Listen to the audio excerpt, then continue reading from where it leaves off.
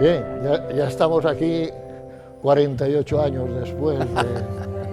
¿Quién lo iba a decir, Y los que nos quedan. Y tengo que decir que es un placer el veros a todos aquí. Así que me ha alegrado muchísimo encontrarnos, reconocernos. Reconocernos. Sí, eso es A ver, fundamental. 1, 2, 3, 4, 5, 6 y 7. Pasamos de los 5 de la mano. Los 7 magníficos. No está mal. Sí. Lo que es una pena es que tengamos ya bajas muy lamentables, ¿no? Que el más preclaro es Justo Oliva, ¿eh? Sí, el decano de todos nosotros. Era el decano. La primera clase se dio el día 6 de noviembre, de exactamente. 1968. La Mira, primera ¿ves? no fue el Yo 4. de eso no me No, el acuerdo. 4 El no. 6. El 4 fue la inauguración. La clase era a las 4 de la tarde, eso sí. Y era curioso porque teníamos que firmar un parte de asistencia. Don Mariano puso un reloj.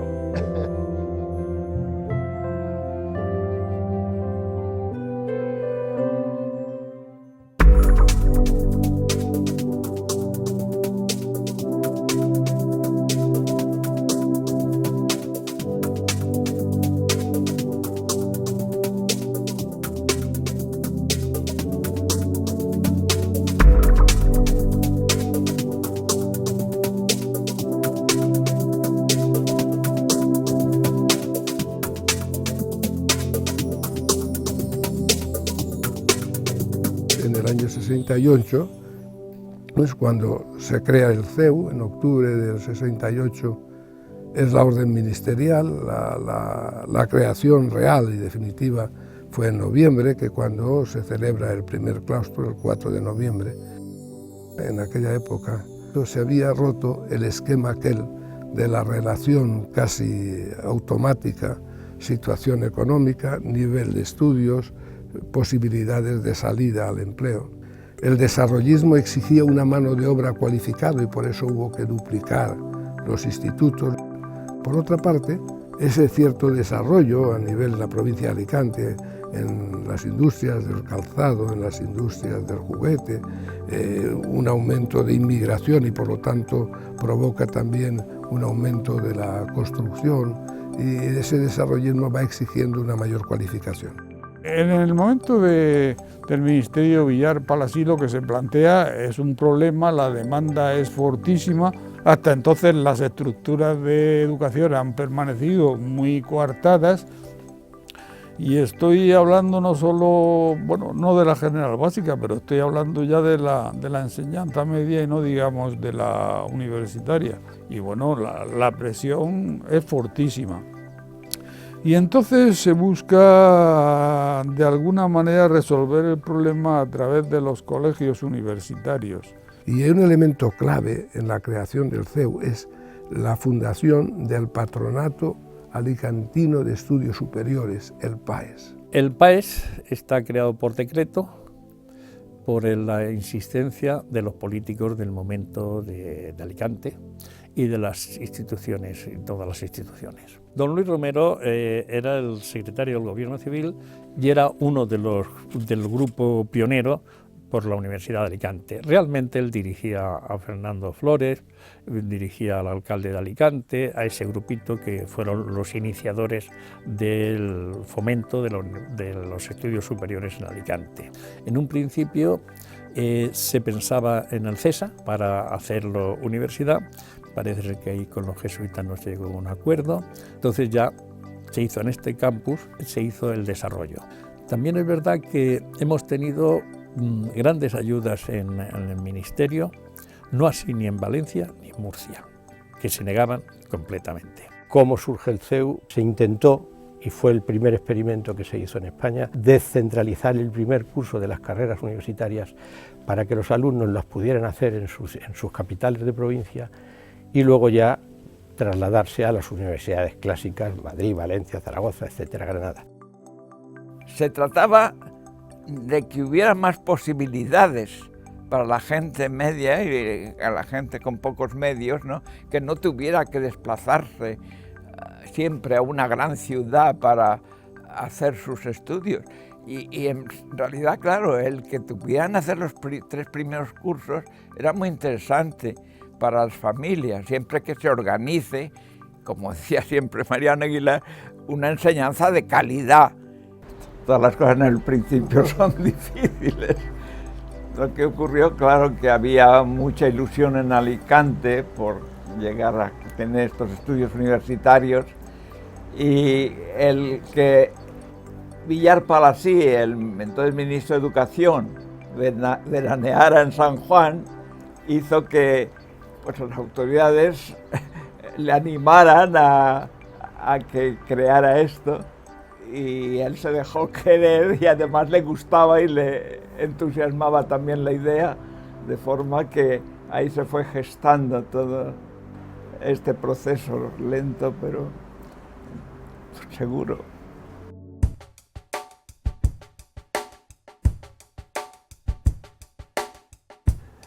A mí me llamó el gobernador civil, que era entonces el factotum de todos los organismos públicos. Me llamó a su despacho una tarde y me dijo que había que hacer allí, arreglar todas aquellos barracones que habían del antiguo aeropuerto y acondicionarlo para dar clases, para un CEU, que sería el futuro de la universidad, pero que había que hacerlo en 20 días, porque estaba aquí en la playa veraneando el ministro, que era Villar Palasí, y quería llevarlo a que viese lo que tenía pensado o lo que había previsto para hacer la futura universidad. Bueno, y yo dejé todo y me fui allí, y casi dormí allí. Bueno, el último día dormí allí, porque estaba Villar Palasí, estaba entrando con las autoridades a ver aquello, a inaugurarlo, digamos, y yo estaba acabando de poner moqueta en la sala aquella, porque estaban todavía sin acabar. Se trataba de buscar gente bien preparada y con ilusión, pero la contrapartida era que lo que se les podía ofrecer desde el punto de vista de seguridad y economía no era mucho. Así que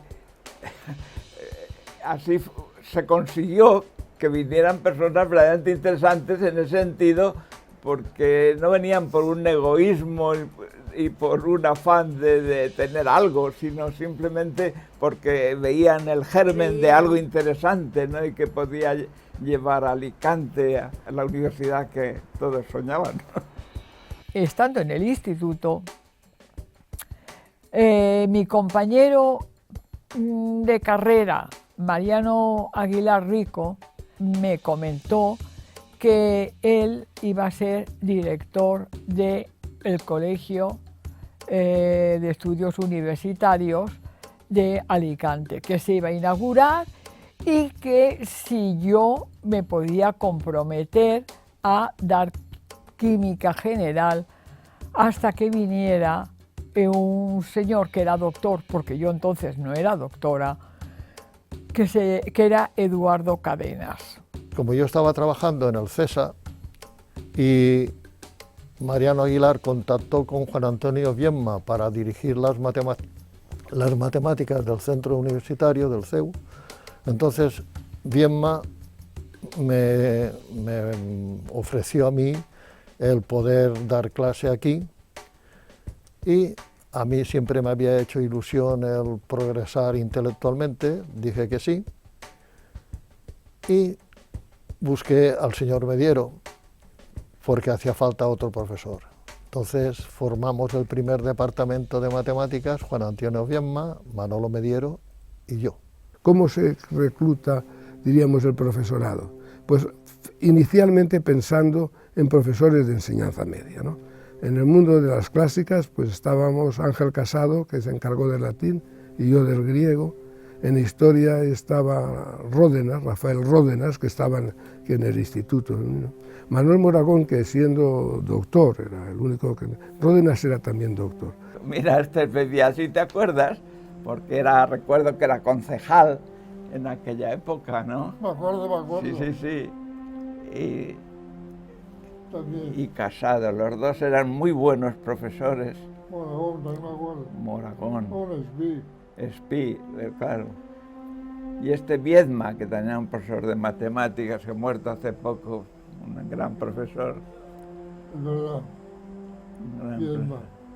Hubo el momento inicial, la apertura, asistí como uno más a la apertura de cursos, ¿no? Una conferencia de profesor Aguilar y todas estas cosas, ¿no? Y ya empezamos a organizar, en la Junta de Gobierno, llamábamos nosotros. El laboratorio, en realidad, llegamos y claro, las mesas del laboratorio, digamos, los despachos para los profesores estaban montados. Pero todo lo que fue material, y material fungible y material movible, ¿quién lo fue colocando en el laboratorio y quién lo fue colocando en el almacén del laboratorio? Pues los alumnos, que eran mano de obra asequible y que lo hacían con muchísima ilusión porque ellos habían participado en ese montaje. Entonces el CEU tenía dos divisiones, una de Filosofía y Letras y una de Ciencias, y bueno, pues en esta división de Ciencias había bastante profesorado que procedíamos de los sitios más diversos. En química orgánica, por ejemplo, estaba Fausto García Egar, que había venido de estar trabajando con un premio Nobel en Dinamarca. Y en física estaba José Antonio Gurriel. Pues yo llegué aquí al CEU de la mano de don Pedro Zaragoza, que era el presidente de la Diputación. Y cuando llegó a la Universidad de Alicante, pues le pedí que yo quería ser parte de este CEU, ¿no?, que comenzaba. Y nada, me dio una carta, vine, se la presenté a don Mariano Aguilar y me contrató. Y quedé como profesora de Filosofía y Letras, daba lingüística. Esos fueron mis comienzos aquí. Pero después no había quien se hiciera cargo de la biblioteca, no había biblioteca, y don Mariano me pidió que, ¿por qué no pasaba a organizar la biblioteca, que nos habían regalado 1000 libros el Ministerio de Cultura? Y entonces pues me hice cargo y me he jubilado ya de bibliotecaria. Entré en el CEU en enero de 1969 porque veníamos de la mano de alguien, y en este caso fue de una abogada que trabajaba en el gobierno civil y que yo había terminado mi bachiller y hice prácticas mientras su secretaria estaba de vacaciones, y entonces me llamó amablemente y me dijo que estaban haciendo pruebas para contratar auxiliares en el CEU, que empezaba a caminar. Entonces vinimos varias, nos hicieron una prueba de mecanografía y taquigrafía poco antes de Navidades y que nos avisarían. ¿Y cuál fue mi regalo? Que me dijeron que empezara a trabajar el día 7 de enero. Y mi sitio estaba delante de una máquina de escribir con un carrito y con otra compañera, Mari Carmen López, y don Juan Conca, que era el secretario. Éramos muy pocos, en particular, y dejando al margen el personal de laboratorios, en realidad en la secretaría, al margen del citado Juan Conca, estaba yo, y luego en la secretaría que podríamos denominar académica, pues estaban 3 personas entrañables, como eran Ketty, Mari Carmen López y Remedios Montedeu. Y fue después, al año siguiente, cuando el número de alumnos pues prácticamente se duplicó, hubo necesidad de utilizar a otros profesores, algunos de ellos procedentes en ciencias, sobre todo de las facultades de ciencias de Valencia, entre ellos estaba Enrique Abad, que yo recuerde ahora, y en letras sí hubo Paco Aura, que ha sido catedrático de griego posterior de la Universidad de Alicante, Enrique Llobregat, para explicar historia antigua y arqueología, y algunos más, también de centros de estudio de Alicante, ¿no? Estaba Espadero, que estaba en el Instituto Femenino, y otros profesores. María José Bono, que debía estar desde la primera promoción en filosofía. De Valencia vino también Eduardo Rang, de filosofía. De esa ampliación se hizo ya el curso 69-70, ¿no? Por ser presidente del Consejo de Empresarios, tenía un puesto por la propia creación del PAES, Patronato Alicantino de Enseñanza Superior, en el PAES. Y allí estuvimos luchando para que lo que era colegio universitario, que era incipiente, había acabado de empezar 2 años antes o 1 año antes, tuviera continuidad, que no fuera el primer ciclo. Bueno, todos los que estábamos aquí habíamos jurado los principios del movimiento. Sí. ¿Era una época? Era otra época. Si a veces lo cuentas, la gente se ríe porque parece que haya pasado 2 siglos en vez de medio. Mariano Aguilar lo que hacía muy ameno, que cualquier movimiento, el estreno de los laboratorios, el estreno del pabellón de ciencias, el estreno del pabellón de letras, todo ese tipo de cosas, siempre estaban las fuerzas vivas y nosotras, raro era el trimestre que no hacíamos una invitación pues a todo el mundo. Uno de los problemas primeros, cuando no tenía financiación, cuando la financiación era escasa, cuando muchos meses tenía que pagar la Caja de Ahorros del Sureste y después hacer frente como pudiera, cuando el patronato se veía y se las veía para pagar, había 1000 problemas. Yo tenía que apretar al PAES para recoger dinero. Entonces teníamos a Pepe Cucalón, que era el secretario, y era el encargado de llamar a todas las puertas pidiendo dinero, se pedía. O sea que en aquellos momentos lo fundamental era que se cobrara, que esto funcionara y que Valencia nos diera el visto bueno para hacer universidad. Bueno, nos pagaba un patronato que, entre otras cosas, recaudaba parte de la sociedad alicantina, ponía dinero para el patronato. O sea que de alguna forma, digamos que en Alicante la creación del CEU fue una demanda social.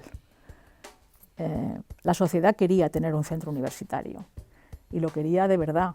Y lo quería tanto que yo recuerdo que, bueno, que decían que había una parte del salario de los trabajadores en la provincia que se destinaba a financiar el patronato del CEU, ¿no? Luego vino la presión social, la sociedad alicantina apretó mucho, se consiguió el segundo ciclo, después del segundo ciclo vino la creación de las divisiones de económicas, derecho, medicina, el embrión de la Escuela Politécnica con la Escuela de Obras Públicas, es decir, que eso ya era un movimiento que con la presión donde el país estaba en un momento de que había que evolucionar e indudablemente era preciso que todo esto que se había hecho con tanta ilusión en Alicante y que tuvo un momento difícil, pues saliera adelante. Recuerdo mi primera, bueno, que además creo que vinimos juntas, ¿te acuerdas? A matricularnos. Seguro, porque nosotras primero, en ese verano habíamos buscado Murcia, porque a última hora, fue en septiembre o así, cuando dijeron que iniciaba Derecho en Alicante. Aquí. Entonces nosotros ya teníamos todos los trámites para ir a Murcia. Íbamos a ir a Murcia y fue así una decisión de última hora al crear el CEU y dijimos, pues vamos allá porque es algo nuevo, novedoso, moderno. Bueno, porque suponía que no había gasto. Y un ahorro económico también, claro. Por supuesto, para nuestras familias. En efecto, cuando mi maestro, profesor Hermida Greda, me dice de venir a un CEU de Alicante, porque se lo pide Mariano Aguilar, yo en principio pienso, caramba, aquí estoy bien, tengo un laboratorio, hay infraestructuras, y aquello, irse allí, pues hombre, era un reto, pero también se corrían ciertos riesgos, ¿no? Yo en mi universidad era una persona que iniciaba la carrera, y de golpe, aquí en el CEU, los profesores que estábamos, éramos nuestros propios jefes, no teníamos a nadie por encima. Y lo más curioso, éramos muy jóvenes. La diferencia de edad que yo tenía, por ejemplo, con mis alumnos, no excedía casi en ningún caso de 10 años, o incluso tenía alumnos de mi propia edad. En aquella época resultaba un poco curioso respecto a la universidad, es que fichábamos con reloj el profesorado cuando nos veníamos. Normalmente nos pasábamos prácticamente el día completo aquí, estábamos pues desde las 8 de la mañana hasta las 2 y después a partir de las 3:30 pues hasta las 8 de la tarde. Los exámenes se realizaban los sábados, incluso los sábados en los primeros años había algunas clases, o sea, había docencia. En primer lugar, que los claustros eran unas reuniones en que el director aprovechaba para establecer una serie de normas, ¿no? No establecía directrices políticas, afortunadamente, pero de todas maneras alguna alguna extravagancia sí se cometió, ¿no? Extravagancia, sí, porque yo que era más que una extravagancia, una ridiculez. Él vino a uno de esos claustros y le dijo: os voy a leer el telegrama que le he mandado a mi amigo el ministro Villar Palasí. Y decía: mira, ministro, mientras en todas las universidades la incomprensión o algo así hace que los alumnos estén revueltos, aquí mis alumnos están montando el árbol de Navidad. La primera etapa, y la etapa que de alguna manera marca, pues es la de la dirección del profesor Aguilar, de Mariano Aguilar, y de Justo Oliva, el subdirector. Mariano Aguilar tenía un carácter más, digamos, fuerte, mientras que el profesor Justo Oliva era una persona cariñosa, entrañable, etc. Aparte de Mariano Aguilar, que era un hombre, bueno, verdaderamente, si yo hablaba antes de la ilusión, este era un hombre verdaderamente que era capaz de transmitir esa ilusión a todo el mundo. Teníamos un debriefing, una reunión todos los sábados. Aquí se trabajaba los sábados. Los grupos necesariamente no podían exceder de 50 alumnos, con lo cual la enseñanza era magnífica, era casi personalizada. Las prácticas pues eran de 10 alumnos o así. Cuando salíamos había un personal extraordinario de apoyo. Estaba Julián, que era el jefe de todos los bedeles. Bedeles realmente agradables y simpáticos. Recuerdo a uno andaluz con un acento extraordinario, nos volaba la pizarra, nos daba la hora. La marcha de las clases la teníamos estaba controlada porque teníamos que rellenar un parte con la asistencia a la lección que habíamos dado. También había propuestas de alumnos y se examinaban y si pasaban aceptables, se aceptaban. Yo creo que había una conexión grande. Tanto el profesorado como el alumnado tenía acceso siempre a la dirección, hasta las señoras de la limpieza. Yo tenía a veces que atender a quejas de las señoras de la limpieza o de algún trabajador por cualquier causa. Yo querría destacar la convivencia que había. Claro, nosotros conocíamos a los 500 alumnos que estaban aquí, casi los conocíamos a todos por nombre y por cara. Y había mucha convivencia. Además, don Mariano Aguilar cultivaba la convivencia con nuestras familias. Era gracioso que un sábado decía: hoy hay comida, pero tenéis que venir con el marido, con los hijos. Pasé de una universidad con un número de alumnos además muy elevado. Yo, mi último año en la Universidad de Valladolid, tenía 180 alumnos, con lo cual pues la relación personal podía ser muy pequeña. Mientras que llegué al CEU de Alicante y yo tenía 25 alumnos. Entonces la relación personal con los alumnos era mucho mayor. O sea, curiosamente yo acababa mis exámenes con los alumnos cuando teníamos los exámenes parciales y normalmente acababa con ellos en el barrio, en algunos de los bares del barrio, tomando una cerveza con ellos. Subíamos en el Mini, sí. Subíamos porque aquí la verdad que para llegar a San Vicente, que no había buenos medios de locomoción, entonces subíamos con nuestros coches o con lo de los amigos. Y a mí mi padre me compró un Mini verde. Porque sí que es verdad que he pasado angustias, porque todo el mundo pasa sus angustias, pero me he llevado muy bien con los alumnos y además ahora me encuentro gente, tanto del instituto como de aquí, que me paran, que yo no me acuerdo de ellos, pero me paran.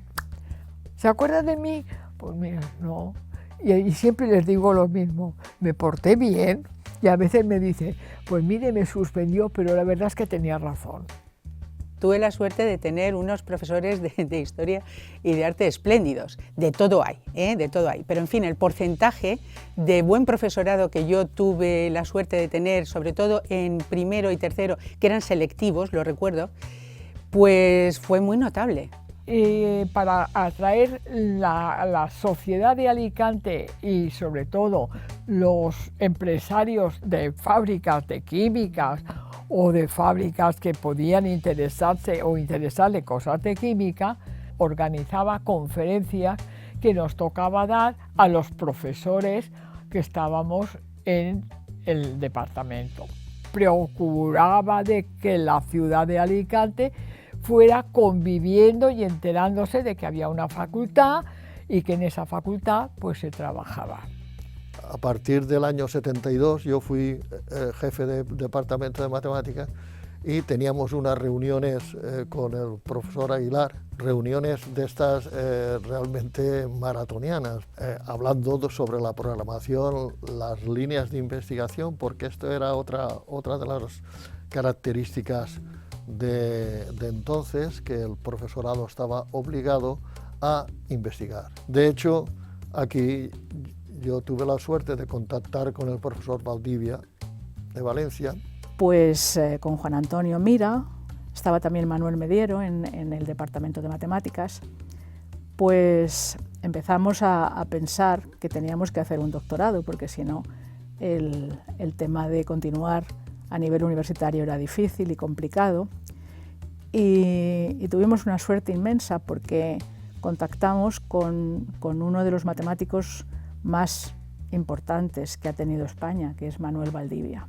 Se creó también otro pabellón que era el de técnicas, eran técnicas instrumentales, y allí eran donde estaban los aparatos importantes, como era el cromatógrafo, era la absorción atómica, era un aparato de rayos X, es decir, para hacer análisis ya muy importantes y a un nivel muy minucioso, para poder hacer aquí ya doctorados.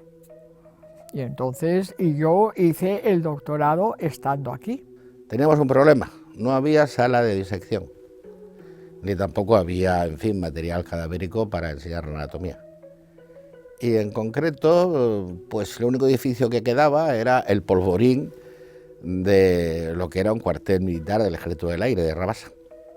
También es verdad que nos faltaban cadáveres, y los primeros hubo que traerlos de la Universidad de Valencia, de la Facultad de Medicina, que nos los prestó durante el primer curso.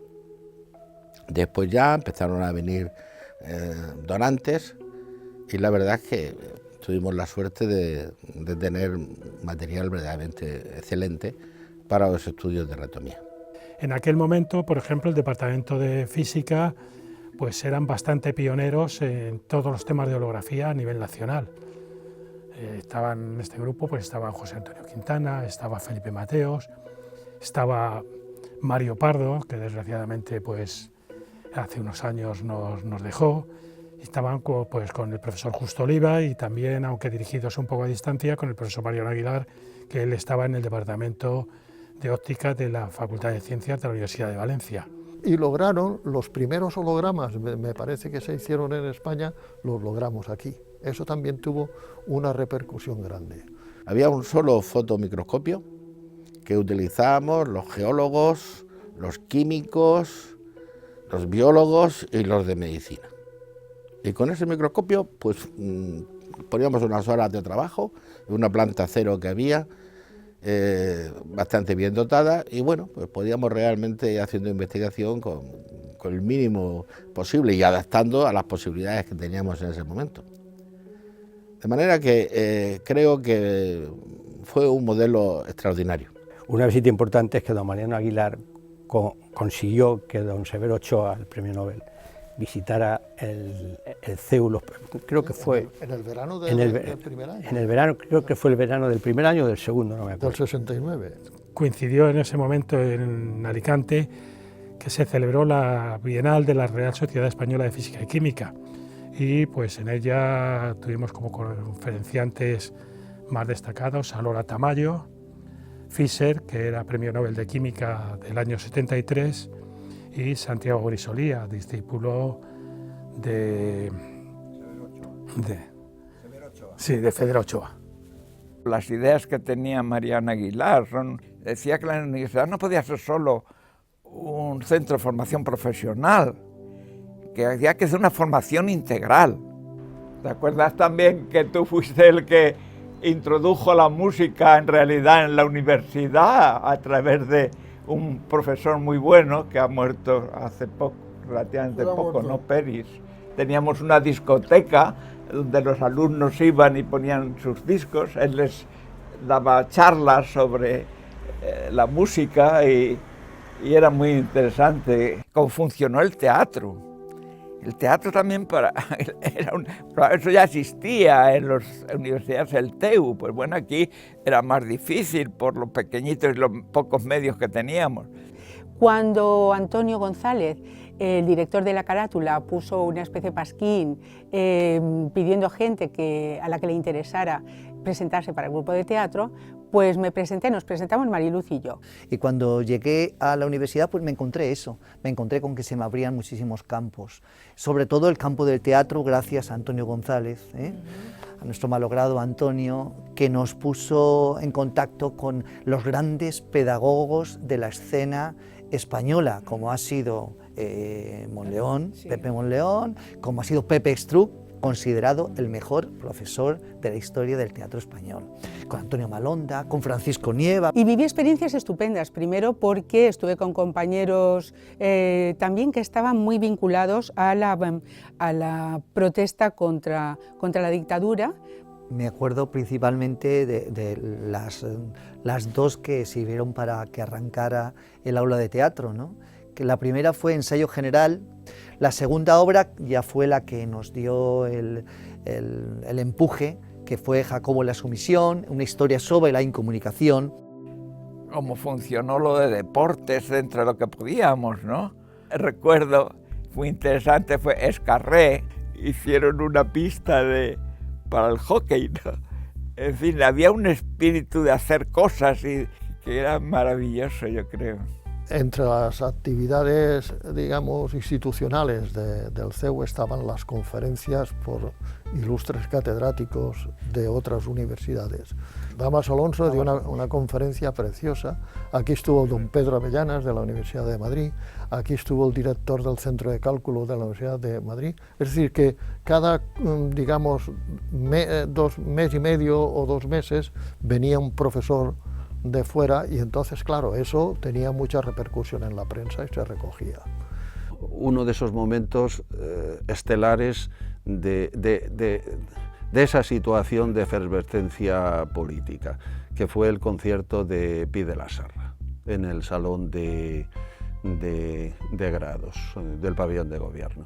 Yo creo que lo que había dentro, lo que había fuera, lo que ocurrió, lo que se plasmaba o se sentía o se vivía cuando se terminó ese concierto, lo tengo archivado en la memoria como uno de esos momentos emocionantes en los que uno piensa que ha asistido a algo importante.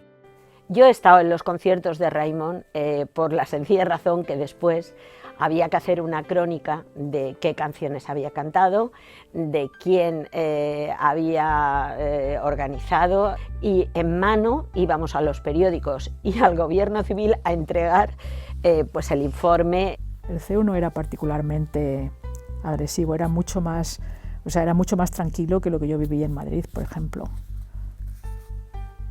Porque aquí no venían los policías, aquí no había grises, no entraban, ¿no? El ambiente del CEU en aquellos tiempos no tenía demasiado que ver con aquel otro, ¿no? Con las cargas de la policía y todas estas cosas, ¿no? Insisto que ya con un poco de ingenuidad yo decía, bueno, pero ¿dónde diablos están los policías, los grises a caballo y todas estas cosas, ¿no? Nosotros cuando llegamos a Derecho, que veníamos ya con un poco de esa conciencia política que habíamos iniciado en COU, constituimos algo que ya estaba funcionando en Valencia, que se llamaba los comités de curso, ¿eh? Entonces era como para vincular a todas las facultades en orden a perseguir una libertad de expresión política, por lo menos dentro del ámbito universitario. Empezamos a reunirnos y el asunto es que un buen día llega la policía al campus y se llegan a gente, ¿no? Y a mí, en nuestro conserje, que era Luis, que era un ex guardia civil, me dijo, nena, vete. En total, que me voy a casa, a la hora de comer, toda la familia sentada y les estoy contando. Pues fijaros, ha habido esta mañana en la universidad, es una cosa increíble, ha ido la policía y ha empezado a llevarse gente y tal. Y de repente, pum, suena el timbre. Y salimos a abrir y dice, es la policía. A raíz de este asunto, pues me citó Mariano Aguilar, el director. Mariano Aguilar le dijo a mi padre que yo era comunista y que, bueno, pues que había que tomar medidas y que no podía aceptar estos comportamientos en el CEU y tal, y que quedaba expulsada, ¿no?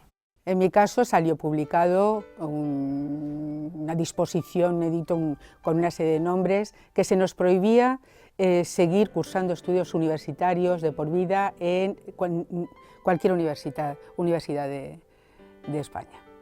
O sea que sí que tuvo un impacto tremendo, y en mi familia se tuvo, y además me retiraron el pasaporte y lo volví a recuperar muchísimo más tarde. Bueno, entraron en la casa y registraron y se llevaron como prueba la Declaración de los Derechos Humanos, que teníamos un montón de la UNESCO. En una de las ocasiones en las que me suben a los interrogatorios me veo a un señor mayor, porque era un señor muy mayor. Y en uno de los momentos del interrogatorio, de repente viene el tipo y me suelta un par de puñetazos en el estómago. Nos detuvieron a unos cuantos por una redada que habíamos constituido lo que se llamaba comités de curso y tal, y precisamente el fiscal que nos atendió cuando era todavía el Tribunal de Orden Público, pues fue Cabedo, mi profesor de Derecho Natural, creo que nos daba, ¿no? Bueno, la verdad es que era un sistema represivo todavía muy fuerte, ¿eh? O sea que de hecho ahora un poco lo hablamos así en plan banal, pero fue una cuestión importante. Yo he pensado muchas veces en la leyenda, no sé si era urbana, de que en las clases había policía secreta infiltrada. Sí, sí. Incluso se había revelado que nosotros en la clase estudiaba con nosotros un policía. Y el poli estaba presente en todas las asambleas, decíamos tal, y entonces todos protestamos. Pero es que si está presente el poli va a contar todo exactamente lo que estamos diciendo y qué dice cada cual y qué tal. Y entonces, claro, obviamente determinada gente teníamos ahí una ficha policial con todo lo que decíamos, proponíamos, etcétera. Nosotros estuvimos ahí a la vanguardia para conseguir que el CEU fuera universidad, para que fuera una experiencia democrática, que hubiera participación, exigimos la participación, que creamos consejos y asambleas de estudiantes para eso. Bueno, conseguimos que Mariano Aguilar, que había encabezado también la creación de una universidad que pretendían que fuera elitista, la Facultad de Medicina quería que tuviera numerus clausus. Bueno, ahí estábamos en todas las peleas y conseguimos.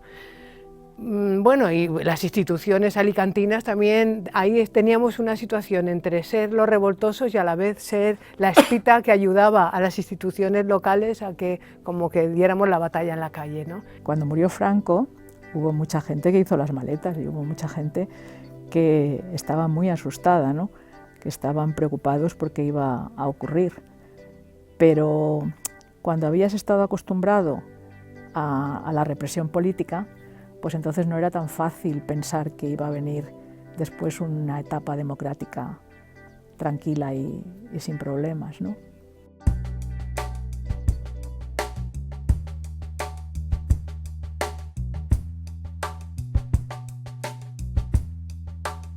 Ante la nueva etapa que con el reinado de Su Majestad se abre en nuestro país, y conscientes de que para instaurar el clima de concordia y reconciliación que todos deseamos es necesaria la participación de todos los españoles, solicitamos de Su Majestad la promulgación de una amnistía general para todos los presos y exiliados políticos, en la seguridad de que tal medida servirá para llenar las esperanzas en el futuro que hoy abrigamos.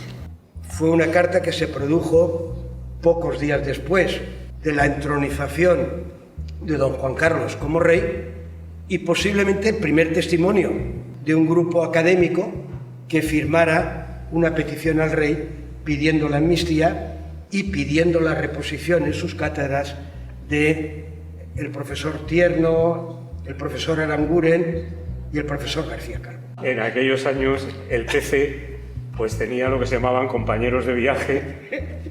Y yo, que estaba muy metido en la organización interna, pues una de las misiones que teníamos era efectivamente el de buscar en nuestros medios pues todo tipo de acción que contribuyera, digamos, a la llegada de la democracia, ¿no? Y esa es la explicación. En un momento determinado, Valencia no nos quiere reconocer los títulos que daban del primer ciclo, no cobran los profesores, no les quieren dar la venia docente y aquí nos encontramos que el colegio universitario se paraliza durante huelgas y manifestaciones fue aproximadamente mes y medio, 2 meses. Tiene que intervenir la policía. Cuando se puso la cosa fea, en que no sabíamos si cobrábamos o no.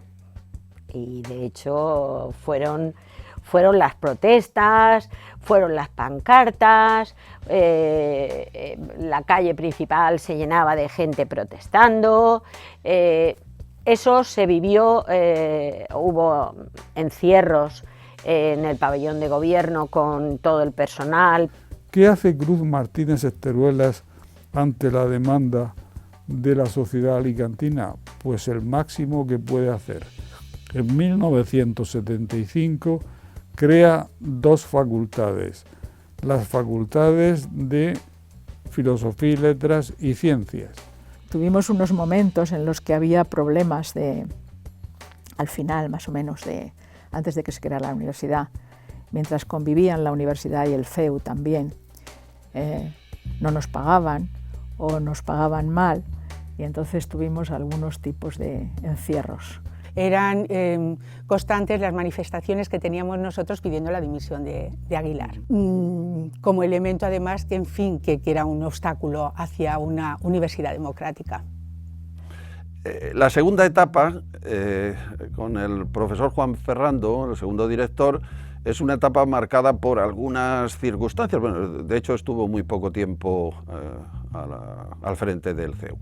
Juan Ferrando era un hombre entrañable, con un grado de dedicación a los problemas que yo creo que había días que no descansaba haciendo paredes y haciendo cosas, intentando resolver las 1000 carencias que hay aquí. Cuando se produjo el relevo de Juan Ferrando, pues qué voy a decir, en fin, Alfonso Buchades es una de las mejores cosas que he encontrado yo, no ya en la Universidad de Alicante, en la Universidad Española.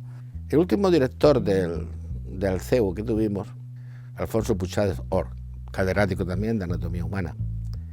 Y él fue el último director del CEU y el primer decano de Medicina, puesto que la transformación le pilló a él por completo. Que en el año 1980 es cuando se creó, digamos, la Universidad de Alicante. Hubo una comisión gestora y un rector en funciones que fue don Antonio Gil Olcina. Fue una etapa extraordinariamente positiva, lo digo abiertamente.